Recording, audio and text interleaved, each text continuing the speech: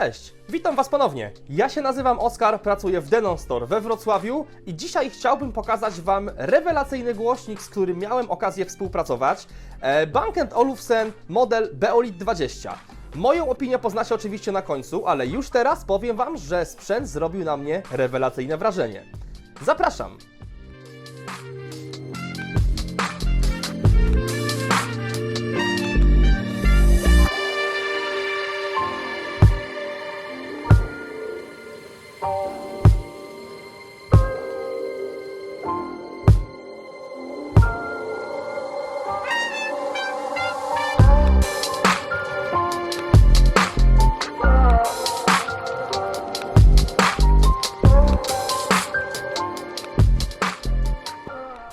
Dobrze, zatem zaczynamy od samego początku.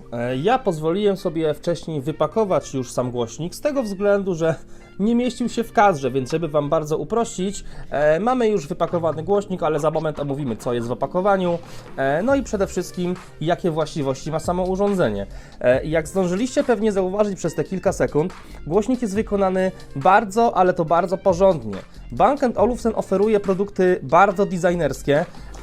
Przede wszystkim sam pasek nie jest zrobiony ze sztucznej skóry, tylko z naturalnej, więc jest to naturalny materiał, a możliwość muzyczna samego urządzenia jest naprawdę rewelacyjna. Jeżeli się przyjrzymy na górną część samego głośnika, w tym miejscu mamy ładowarkę indukcyjną, więc ładując sam głośnik, możemy jednocześnie ładować chociażby etui do słuchawek, czy telefon, czy jeszcze inne urządzenie, które obsługuje ładowanie indukcyjne.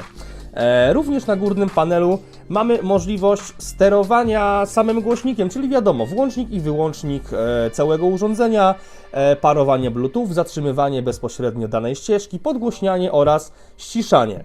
Natomiast jeżeli mówimy o wadze, głośnik nie należy na pewno do najlżejszych. Kwestia możliwości urządzenia i kwestia, gdzie to będziemy wykorzystywać, należy do naszej indywidualnej decyzji, natomiast musimy brać pod uwagę, że głośnik nie waży 200 czy 300 gram, jest nieco cięższy. Pełną specyfikację samego urządzenia będziecie mieć w opisie, więc nie będę Wam tutaj mówił o tym, ile on dokładnie waży, ile ma watów, no bo najprościej jest to po prostu wizualnie zobaczyć na własne oczy. Natomiast w samym pudełku, w samym opakowaniu od głośnika znajduje się kilka ważnych rzeczy.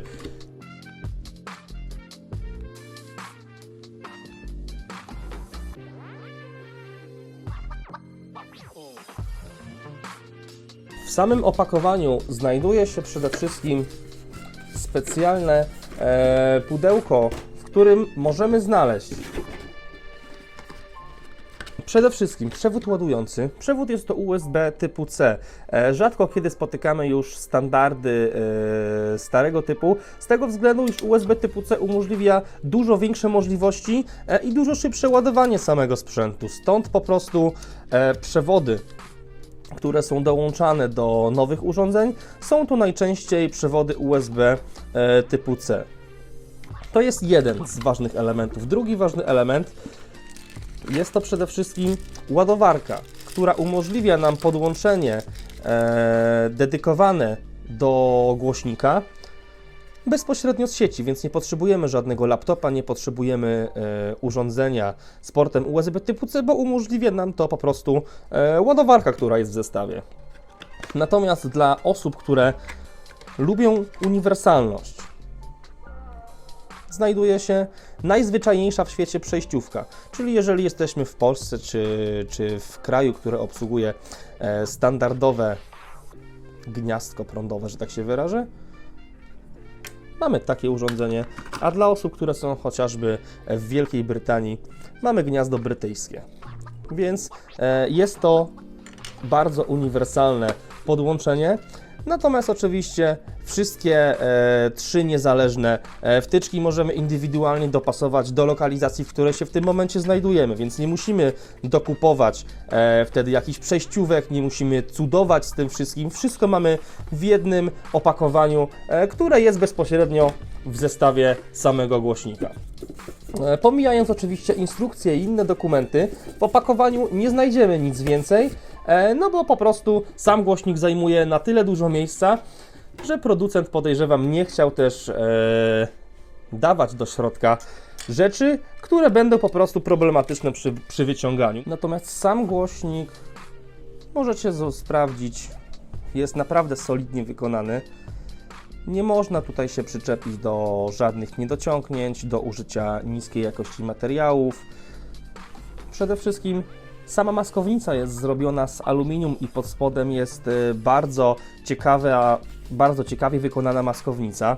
Z tyłu głośnika mamy oczywiście ładowarkę, czy wejście na ładowarkę USB typu C, tak jak wspomniałem wcześniej, no i możliwość podłączenia głośnika po przewodzie jackowym 3,5 mm, więc nie musimy w tym momencie łączyć się tylko i wyłącznie bezprzewodowo, ale jeżeli mamy chociażby MP3, która już de facto nie jest stosowana, ale na przykład nie mamy żadnego innego urządzenia, które nie obsługuje łączności bezprzewodowej, łączymy się wtedy bezpośrednio po przewodzie.